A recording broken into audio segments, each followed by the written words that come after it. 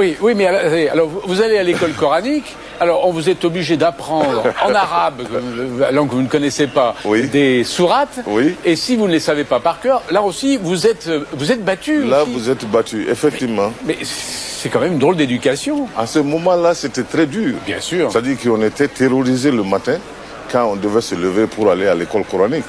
Parce qu'il fallait apprendre le verset. Et dès qu'on finissait d'apprendre un verset, on vous en donnait un nouveau. Donc la probabilité ne diminuait pas avec les succès. Oui. Parce que jusqu'à présent, plus de 40 ans après, je connais ces sourates.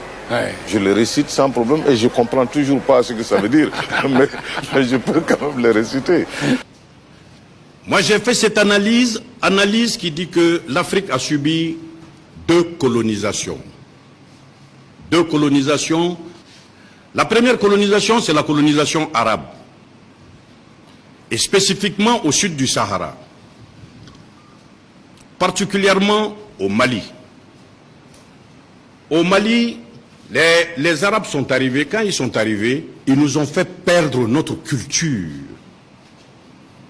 Ils nous ont fait perdre notre culture et quand eux ils sont venus, ils arrivaient, ils ne connaissaient pas la langue du pays et ceux du pays ne connaissant pas la langue de ceux-ci, nous avons pensé que la culture arabe c'était ça la religion. Nous avons fait cet amalgame-là on en a fait un syncrétisme que j'appelle crétinisme qui nous fait croire que le Mali est un pays musulman. On vous le dira. Mais avant l'islam, avant que les Arabes ne viennent, qu'est-ce qu'il y avait chez nous? Est-ce qu'il n'existait pas quelque chose chez nous? On ne va pas dire que le Mali a commencé avec les Arabes. Ça veut donc dire que quelque chose existait. Mais aujourd'hui, au sud du Sahara, on est très fiers d'être appelés étrangers dans notre propre pays. Tellement, on nous a déculturés, on nous a acculturés. Bien sûr, ça c'est l'islam. El Hajj, ça veut dire étranger. Quelqu'un qui effectue le pèlerinage à la Mecque, il est étranger. Mais quand il revient chez lui, il ne peut plus être étranger. Mais nous sommes très heureux, très contents d'afficher El Hajj Draman Samake, parce que je effectue le pèlerinage à la Mecque. L'étranger Draman Samake dans son propre pays. Ou Adja dans son propre pays. Ah, c'est paradoxal, ça ne s'explique pas. Allez au Maroc, vous ne verrez jamais El Hajj parce qu'ils savent qu'en langue arabe, ça veut dire étranger.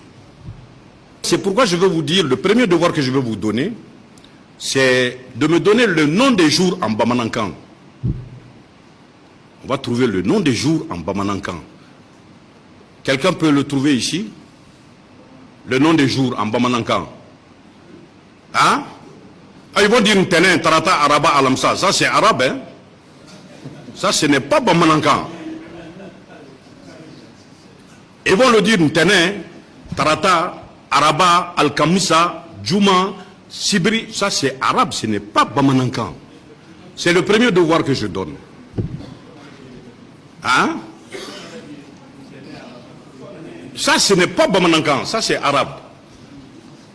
Et les Ségoviens te diront Ambeta Sala, Ambeta Douadjo.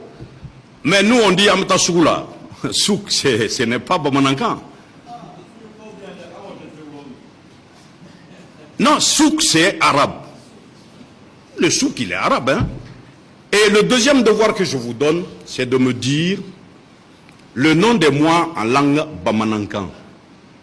Kalotro, janvier, février, mars, avril, mai. Comme on le dit en Bamanankan. Ça, c'est le deuxième devoir que je donne. Voilà. Et nous, depuis jeunes écoliers, nous avons fait ce constat. Tcherno Ametcham et moi. Nous avons dit que l'Africain en général, et particulièrement le Malien, est riche de la culture d'autrui, mais pauvre de sa propre culture. Et c'est ce concept que nous avons baptisé la pauvritude. La pauvritude, c'est quand tu es riche de la culture d'autrui et pauvre de ta propre culture. Quand les gens nous disent Soumanguru Kanté, Soumaoro Kanté, Soumanguru Kanté, mais en réalité c'est Soumbangolo Diarisso. On te dira Samori Touré, Sokona Mori Touré. Voilà des choses que les enfants doivent connaître, qu'il faut que l'on sache.